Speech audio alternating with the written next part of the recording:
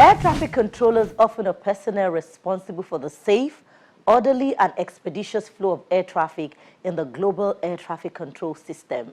Air traffic controllers have an incredible amount of responsibility, and the profession is subject to some of the strictest requirements, making it one that is consistently regarded around the world as one of the most challenging. On the program, we look into the world of these professionals in Nigeria's aviation industry and some other stories. A warm welcome to Aviation This Week on Channels Television. I'm Bukola Joe Uketumbi, and our flight is set for takeoff.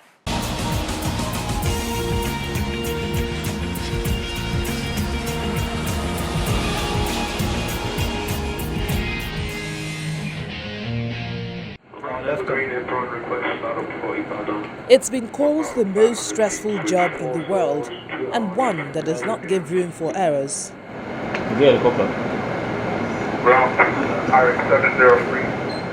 In this vast office space are air traffic controllers coordinating the movement of air traffic to ensure that aircraft stay safe distances apart. While air traffic controllers typically do the following: issue landing and takeoff instructions to pilots, monitor and direct the movement of aircraft on the ground and in the air, using radar, computers or visual references, there's more to their daily activity. Air traffic control is all about giving separations to a moving object, both in the air or on the ground, which is the movement area or maneuvering area.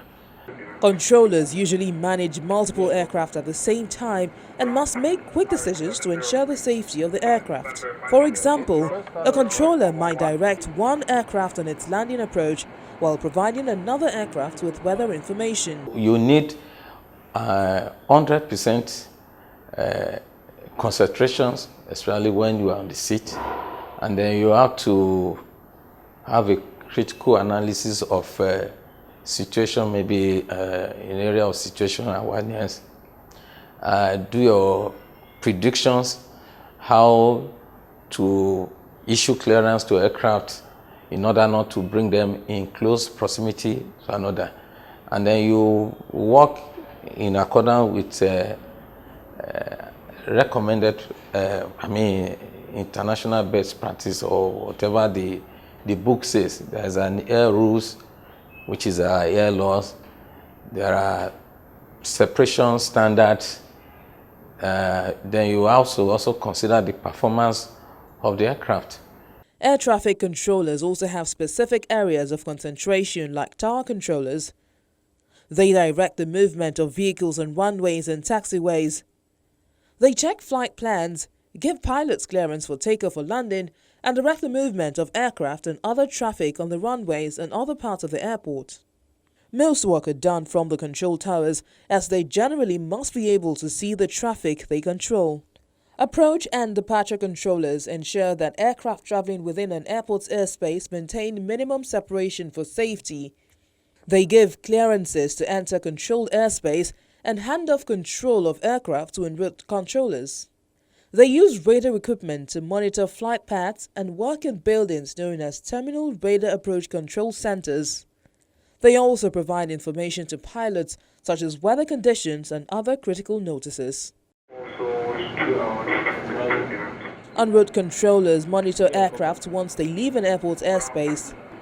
They work at air route traffic control centers located throughout the country, which typically are not located at airports. The next stage is the area control, which has to do with en route traffic, or traffic that still have long distances to cover, traffic that are still at the en route phase. The en route phase is just a phase of flight that does not accommodate landing or departure. They are just passing through. After the initial training, you come to the field. For you to have your rating, you need to go through rigorous and more like a regimental training of might take years. Availability of controller to take your place when you are in training is a factor as well.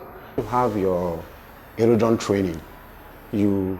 It's about some few months, that's 3 months to a year, depending on these factors that I just mentioned. And then for you to have your radar training, also based on this factor, still take equal number of time. Some air traffic controllers work at the Air Traffic Control Systems Command Center. These controllers monitor traffic patterns within the entire national airspace that could create bottlenecks in the system. When they find a bottleneck, they provide instructions to other controllers that help to prevent traffic jams. Their objective is to keep traffic levels manageable for the airport and for en route controllers. On our interview segment, an official of the National Association of Air Traffic Controllers in Nigeria tells us about the highs and lows of the profession.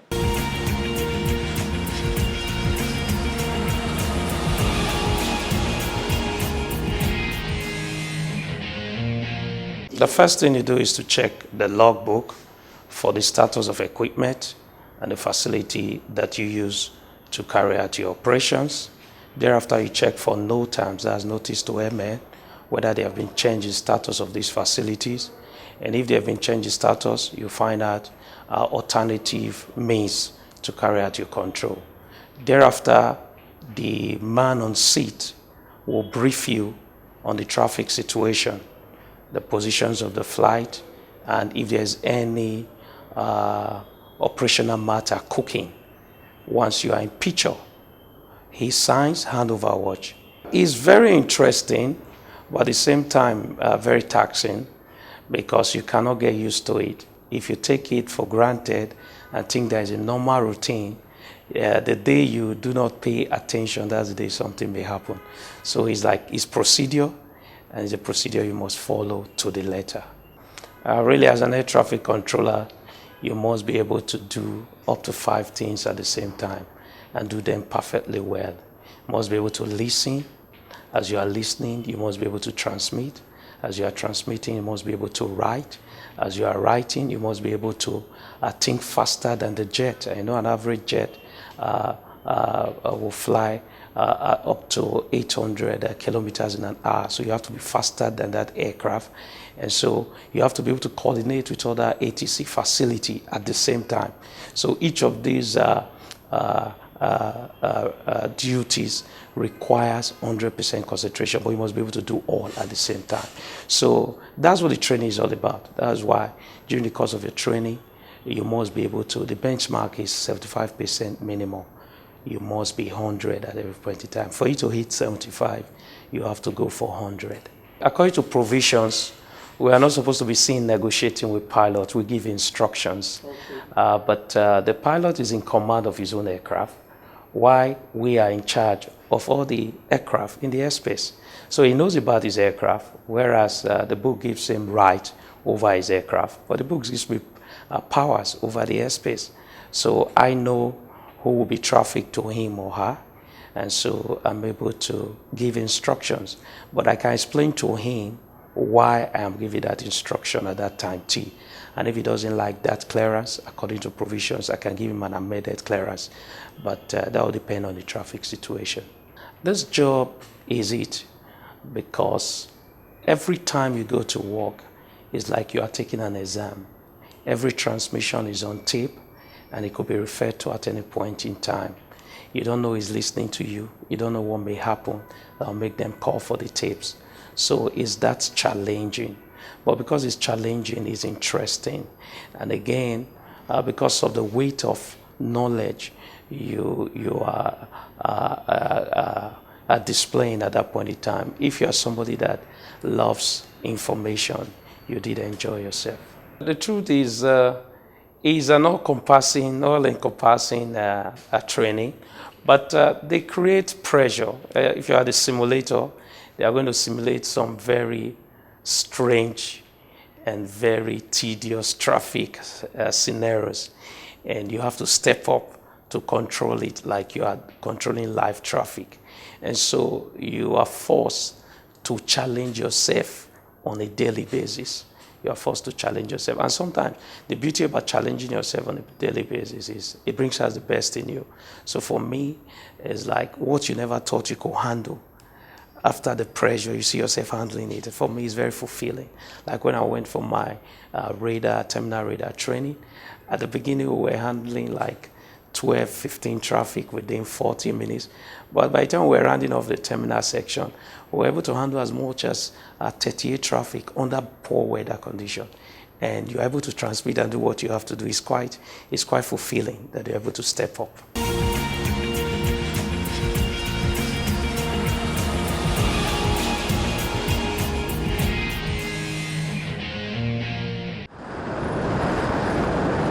A 25-kilometer drive from Bauchi Metropolis will take you to the Sir Abubakar Tafawa Balewa International Airport, Bauchi State. The airport is relatively small in size and takes pride in having one of the longest runways in Nigeria with a state-of-the-art facility. The apron has a width of 150 meters and 300 meters length, capable of accommodating 4 Boeing aircrafts at a time. So we have apron where the aircraft land and parks. We have an apron of width of 150 meters, length of 300 meters, which is capable to accommodate Boeing 747, at least 4 of them.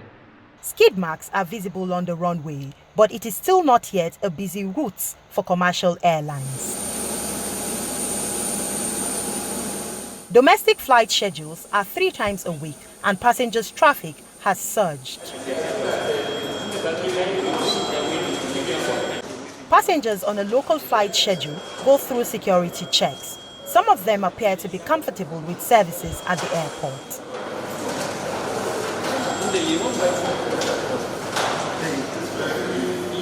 The services are fine. For a small airport, check-in was quick, security was quick and professional. Actually, the toilets are clean and fine, and there's somewhere to buy some snacks and drinks. For a small airport, I actually think it's okay, it's fine. The airport, if you will remember, has been functional for the past, I think, 3, 4, 5 years, I think. Considerably, it is a new place, and the facilities here, I think, are still in perfect condition. The utilities, the air conditioning, the washrooms, and the checking in, and the security system, I think they are all working to my satisfaction. Managers proclaim that the airport is of international standard, but such operations happen once a year during Muslim pilgrimage to Mecca. Concerns have also been raised over adequate maintenance. The international operations, so far, we only have our international operation during Hajj operation, only so far. But we are now preparing, or we are praying that later we will be having international operations even within Africa. Let's start with it and see. You know, each and every equipment needs maintenance, services, and other things. So sometimes when the equipment got problem, most of our equipments are being imported. Then the people that will attend to the maintenance are always expatriates. So immediately when I inform the state government, they take action. But for them to come, it may take time. There are few suggestions authorities may want to welcome to improve quality of services. When I came in, I noticed that the baggage collection was still done manually. So I think if they can automate that, I think that would be great. With a conveyor belt, which is usually standard in most airports nowadays. So that's my only suggestion. Perhaps a takeover from the federal government may enhance smooth operations and ease the burden on the state.